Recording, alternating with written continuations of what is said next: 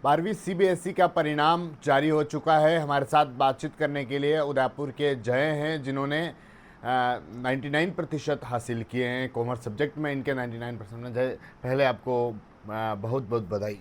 Thank you so much, thank you. 99% लाना एक बड़ी चुनौती थी, एक बड़ी मुश्किल होती। कैसे हासिल किए 99% आपने? अब रिजल्ट का नहीं होगा कोई कंफ्यूजन। राजस्थान बोर्ड के 10वीं 12वीं के नतीजे सबसे पहले यहीं tv9hindi.com पर। अगेन लाइक ऐसे बेसिक फंडामेंटल्स के थ्रू, जैसे कि आप समझो चीज़ों को, उसके बाद आप उसे रिवाइज करते चलो। Like basic understanding, revision, learning, 3 चीज़ें आप इसको रेगुलर बेसिस पे करोगे एंड हाँ, 99 भी कुछ ऐसा पहाड़ नहीं है। कैसे पर बड़ी चुनौतियां देखने को मिलती है। 99% लाना एक पढ़ाई के लिए भी काफ़ी प्रेशर देखने को मिलता है कि घर वालों का क्या रहेगा, बाहर कैसे बात करेंगे। तो उस समय प्रेशर से बाहर निकल कर 99% लाना। मुझे लगता है कि ये जो प्रेशर नामक चीज़ होती है इंटरप्रिटेशन पे होती है, कि जैसे मेरे घर वालों की बात करता हूँ मैं, उन्होंने मुझे बोला 99 है, बढ़िया, वेरी, बहुत बढ़िया। 66 आते जिसका अपोजिट, तो भी बोलते वेरी नाइस, बहुत बढ़िया। तो प्रेशर तो मेरे पास बिल्कुल था नहीं। और फिर अगर आप बोलते हो कि आपके पास प्रेशर है, तो आप उसको इंटरप्रेट ही गलत करो ना। ऐसा बोलो कि अब ये प्रेशर बोझ की जगह एक्सपेक्टेशन है। अब एक्सपेक्टेशन को लाना, भले आप दब दब के भी ज़्यादा ला रहे हो, अल्टीमेटली गोल तो आपका हासिल हो ही रहा है। पढ़ाई करने का तरीका क्या था, कैसे पढ़ाई करते थे, शेड्यूल क्या था टाइम? तो अगर 7 दिन है तो 5 दिन तक अगेन स्कूल में ही पढ़ता था। No coaching, no tuitions, self study पे। और टीचर सब समझ लेता, क्वेश्चन होता 10 बार भी पूछता, कुछ बोलते नहीं मुझे। उसके बाद रिवीजन 2 दिन में भी रिवीजन को देता था। मे भी नहीं परफेक्टली 2 दिन रिवीजन को देता था। अंडरस्टैंडिंग थी, मज़ा आता था बस पढ़ने में। मे बी इंग्लिश में बुक्स के सिवाय भी कुछ और पढ़ता था। मे बी फिलोसॉफी, साइकोलॉजी, बस मज़ा आता था। हाँ। आपके जो कॉमर्स सब्जेक्ट है, इसमें आपके कौन से सब्जेक्ट में कितने कितने नंबर आए हैं, बताएं आप। ओके, इंग्लिश में सबसे कम आए हैं, जो कि 97 है। Accountancy and business studies 90 and 99, जो मेरे को उसी दिन पता पड़ गया था कि एमसीक्यू गलत हो गया है। Computer science and economics 100। तो इंग्लिश में कम आने का कुछ?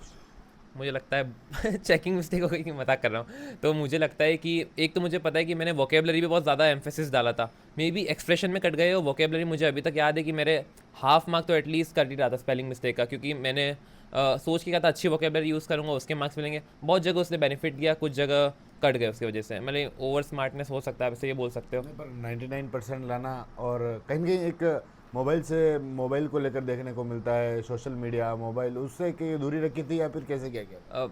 एग्ज़ाम टाइम पे मैंने बिल्कुल इंस्टाग्राम डीएक्टिवेट कर दिया था।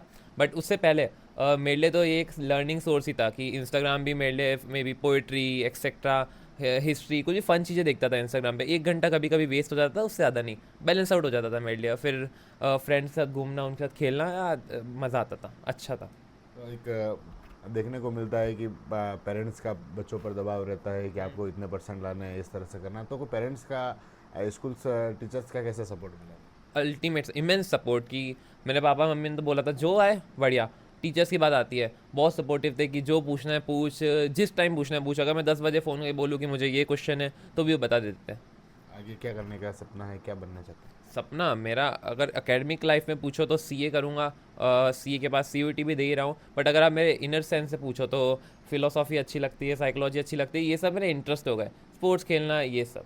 इस फील्ड में क्या करना चाहिए? चार्टर अकाउंटेंट, अगेन अभी मेरा एग्ज़ाम है चार्टर अकाउंटेंसी का। उसके बाद सीयूईटी का भी मेरा एग्ज़ाम होने वाला है। उसमें मैं most probably BCom plus BCom honours के लिए ऑप्ट करूँगा।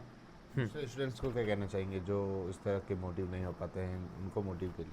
जो नहीं कर पाते हैं, जिनको कुछ दिमाग में कुछ सोच लेते हैं उस तरह से, कहीं के प्रेशर को लेकर या फिर उनको लेकर क्या कहना चाहिए?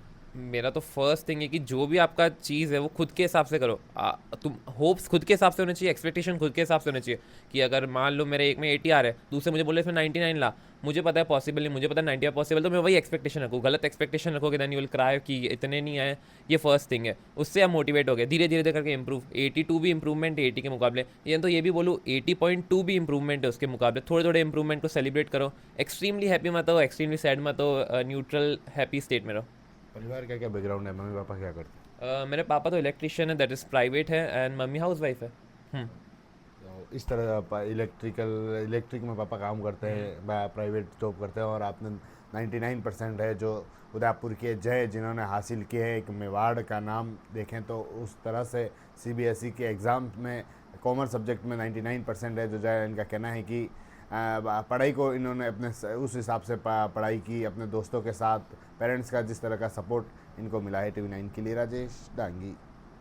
ना किसी और लिंक की जरूरत, ना किसी कंफ्यूजन की, बस एक क्लिक, राजस्थान बोर्ड के 10वीं और 12वीं के नतीजे सबसे पहले tv9hindi.com पर।